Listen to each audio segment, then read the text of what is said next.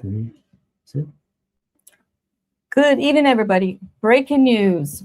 We have a lot of information for you today, and we want to welcome you to our live.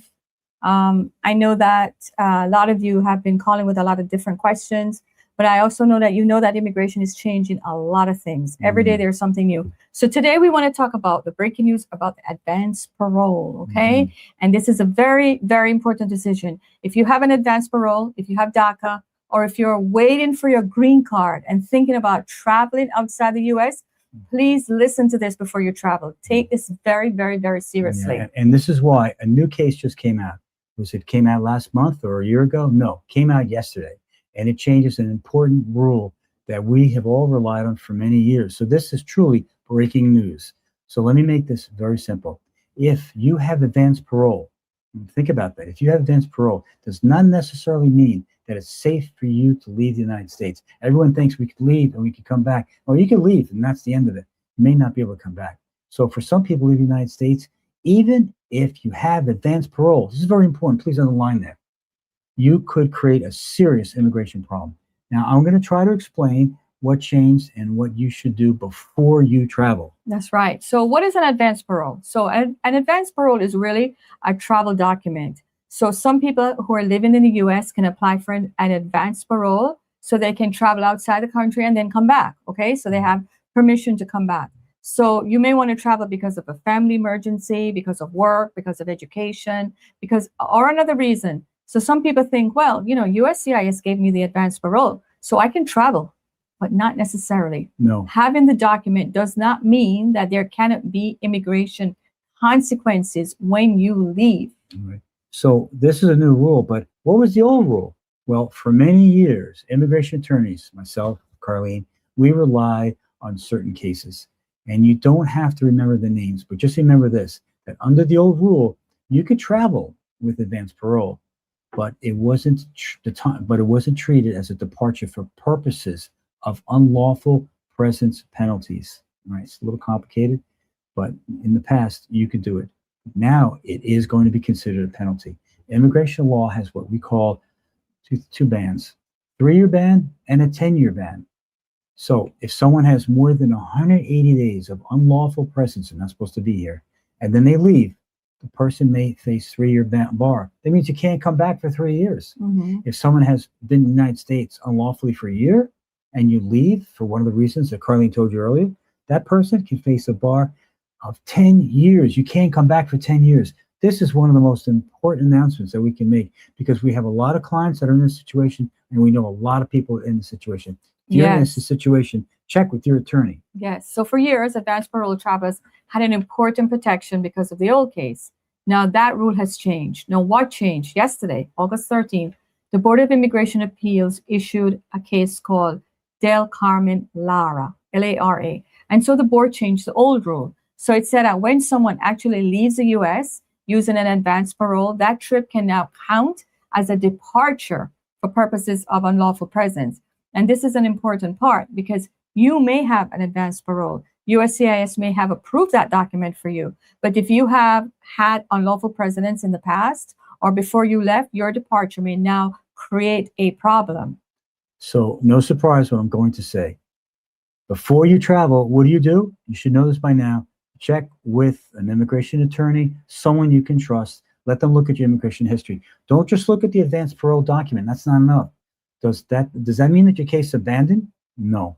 This is a very important distinction. Under these two cases, it simply says that if you leave with advanced parole, your green card application is automatically abandoned. That's a horrible place to be. Not abandoned. It's not abandoned. The big issue is that your departure may trigger an immigration penalty because of unlawful presence, but it doesn't mean your application is abandoned. Right. But the bar is really just as bad. Exactly. So this is different from saying your application you left your application there, or you don't care about your application anymore. Yeah. So be careful. If the headlines, you listen to headlines and saying the advanced parole is over, people can't travel anymore. No. The message is if you have advanced parole, you need to know your immigration history before you travel. That's right. So here's a simple example. Let's say Maria came to the United States many years ago, and at some point, Maria accumulated more than 1 year of unlawful presence. She wasn't supposed to be here for over a year. Later, she got DACA. That's a good thing. And then advanced parole, also good. But Maria now wants to travel outside the United States to visit her family, which she should. She thinks, well, USCIS, they gave me permission, so I can go. But wait, under this new decision, Maria needs to be very careful. When Maria leaves, that trip may now be considered a departure because she previously accumulated more than 1 year of unlawful presence. So that departure could cause problems for her. So what does that mean? She accumulated. That means that for 1 year, she was unlawful. She didn't have status. That doesn't mean automatically, though, that Maria can never get a green card. We might have waivers or exceptions, but Maria should speak to an immigration attorney before getting on that plane, please. Very important. Check your immigration history. So what if I already traveled? Somebody may be thinking, well, Carlene, I already traveled with advanced parole. What happens to me? Well, don't panic. The board has said that this new rule will apply in the future. Okay, so in simple language, the board recognized that people had relied on the old rule. So if you traveled previously with an advanced parole, don't just assume that you have a bar now, okay? Have your case reviewed. Right, but that doesn't mean that you could get, ignore things. Right. You still should have it checked. So who should be especially careful? If you have advanced parole and you're thinking about traveling, ask. These are great questions too. How did I enter the United States? Did I enter legally with a visa or without inspection? Have I ever been unlawfully present in the United States? And how long, right? Because that determines if the bar is 3 years or the bar is 10 years. Either one is horrible. Do I have DACA or TPS? Do I have deportation or a removable order against me? Do I have a pending green card application? Have I left the United States before? These details really, really do matter. So your friend's immigration history may be completely different from yours. Don't go by that. Every case is different. Right. So, if people are probably saying, well, what happened? USCIS approved my advanced parole. So what should I do? Well, if that's the case, and you're saying, well, they approved it, so why shouldn't I travel? Approving advanced parole does not necessarily mean that USCIS has decided that you have no other immigration problems. The document may allow you to travel and seek parole back into the U.S., but your immigration history still matters. Absolutely. Your unlawful presence matters. A previous deportation order matters. Your man of entry matters. So please don't think of the advanced parole as a guarantee. Just about anything you do once you come to the United States matters. It will be looked at by USCIS officers, by immigration judges. It sticks with you. So what should you do now? If you have advanced parole and you're planning a trip, before you buy that ticket and before you leave the United States, have your immigration history reviewed. Just ask, do I have unlawful presence? Could leaving trigger one of these bans based on what we've been talking about? Do I have a previous removal order? Be serious. Is there another immigration problem that could affect my return or my green card case? And don't rely on what happened to your friend. Every immigration case is different. Right. So there are 3 important things I want you to remember, okay? So number 1 is that the advanced parole does not automatically mean that traveling is safe for everyone.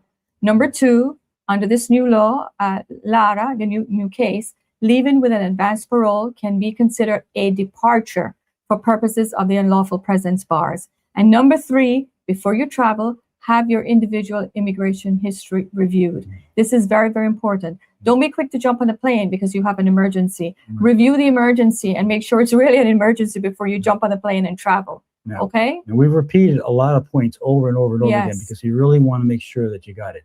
So immigration law is changing quickly. It was changing quickly when I started in 1990. It's still, here we are, 2026, it still changes quickly. Every day, every month, every week. Something that was accepted for many years can change with a new decision. That's why we're doing this video today. So I want you to have the information before you make a decision that could affect and hurt your immigration case. There's a lot of things that could hurt your case. There's not a whole lot of things that can help your case sometimes. But if you have an advanced parole and you're thinking about traveling, don't assume that because you have the document and everything is okay. Get advice. All right, that's like the 5th time I've told you because I care a lot about you guys. I don't want anyone to get into trouble. Okay? Right. Yeah. And if this information was good and you liked it, it helped you, subscribe to our channel, please, and share the video with someone who has an advanced parole and follow us because we're going to continue with these lives to explain the latest immigration changes in simple language, we hope. Okay. And so before we go, we want to take some questions. And I know that we have some questions here on Instagram. So I have a question here from Nikhail. It says, my adjudication was withheld for recent arrest. And how does it affect my STEM or H-1B application? Because I applied for both. Well, it could, under this administration, things are a little bit tough. It could affect your application. Adjudication withheld doesn't necessarily mean that everything is fine and everything is fine for your case. Maybe you could speak to your attorney again and see if there's something that you could do. Things that really help an immigration case is stuff like no action, that the case was dismissed. I'm not guilty. Not exactly. So if you can change that and speak to your immigration attorney. Okay. Yeah, your criminal attorney. Sorry, yes, your criminal attorney, of course. And of course you can speak to your, because in our experience though, we know that we have a couple of cases like that right now. We've had cases for forever. And the judges really want to see a clean criminal record. They don't want any problems at all.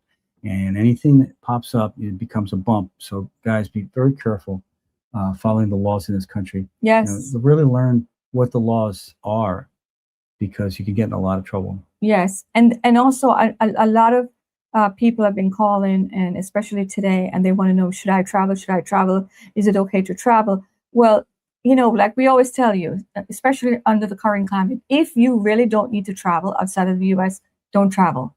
And I know people will say, well, like exactly what we were saying before. Well, I got the advanced parole. Why can't I travel?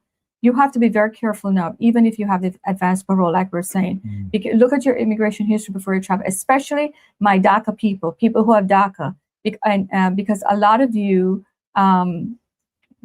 grew up here. You came here when you were very young. And you may have had a period of time when you were illegal before you got into the DACA category.